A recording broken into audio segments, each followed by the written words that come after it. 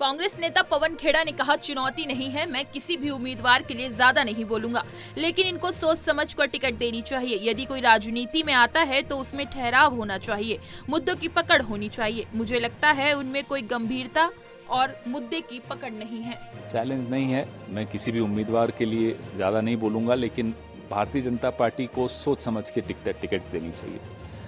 कोई ठहराव होना चाहिए व्यक्ति में, कोई राजनीति में आता है तो, और मुद्दों की पकड़ होनी चाहिए, मुद्दों की समझ होनी चाहिए। मुझे नहीं लगता कि जिस उम्मीदवार की आप बात कर रहे हो उसको कोई गंभीरता है या मुद्दों की कोई पकड़ है। बिहार के पूर्व उप मुख्यमंत्री और आरजेडी नेता तेजस्वी यादव ने कहा, हमने इनको 40 में से 39 सांसद दिया, गुजरात से ज्यादा सांसद दिया, लेकिन सब कुछ गुजरात को मिलेगा और बिहार को ठेंगा मिलेगा।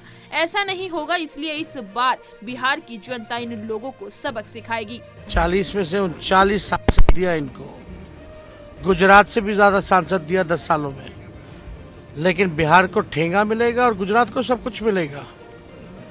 ऐसे नहीं होगा, इसलिए बिहार की जनता इस बार सबक सिखाएगी इन लोगों को।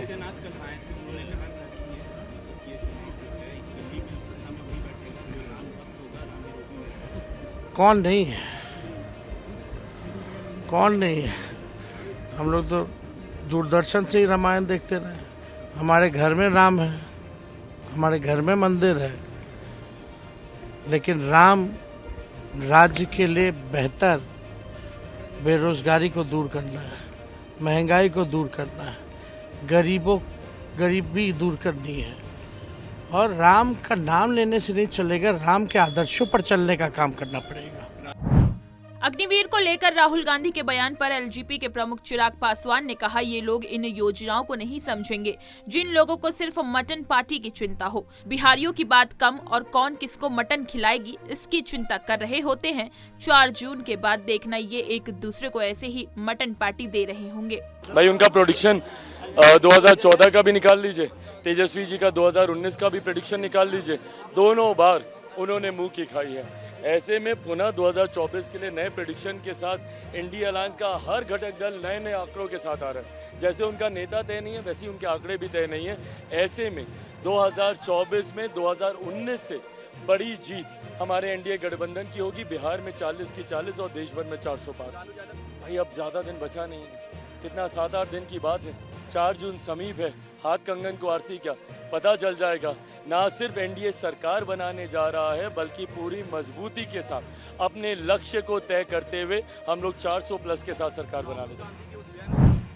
केंद्रीय मंत्री राजनाथ सिंह ने कहा, आरजेडी की हवा निकलती जा रही है, अब इन लोगों ने कांग्रेस के साथ गठबंधन बना लिया है। आरजेडी के बारे में मैं केवल एक बात कहूंगा कि लालटेन कितनी रोशनी देगा। लालटेन ज्यादा से ज्यादा एक कमरे में रोशनी दे सकता है, इससे ज्यादा लालटेन की ताकत नहीं है। लालटेन की हालत ये हो गई है कि लालटेन का तेल अब समाप्त हो रहा है। जब लालटेन का तेल खत्म होने लगता है तब बत्ती भभकने लगती है, मतलब अब लालटेन बुझने वाली है। यही हाल आरजेडी के लालटेन का है। विपक्ष की हालत तो ये हो गई है कि 10 साल के बच्चे को भी इनका नाम याद नहीं रहेगा। जैसे धरती से डायनासोर लुप्त हो गए, वैसे ही भारत की राजनीति से विपक्ष 10 साल बाद लुप्त हो जाएगी। साल पर कौड़ा पर जब बैठ गई हैं तो केवल भारत के राजनीति की बात न करी है, देश विदेश तक का राजनीति की बात करी है लोग। ये हाल है बिहार का, हम अच्छी तरह जानते हैं, बहुत जागरूक हैं लोग। लंबे समय तक आपने देखा है कि बिहार में आरजेडी पार्टी,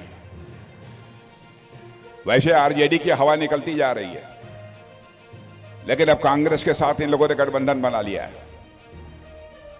मैं आरजेडी के बारे में कोई एक बात मैं कहूंगा कि बहनों भाइयों, लालटेन कितनी रोशनी दे? लालटेन तो ज्यादा से ज्यादा एक कमरे में रोशनी दे सकता है, इससे ज्यादा लालटेन की ताकत नहीं है। लेकिन लालटेन की हालत यह हो गई है कि लालटेन का तेल अब समाप्त हो रहा है, और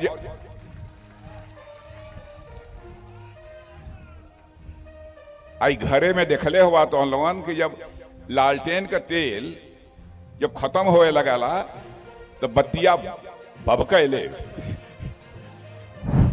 पश्चिम बंगाल की मुख्यमंत्री ममता बनर्जी सार्वजनिक बैठक में हुई शामिल।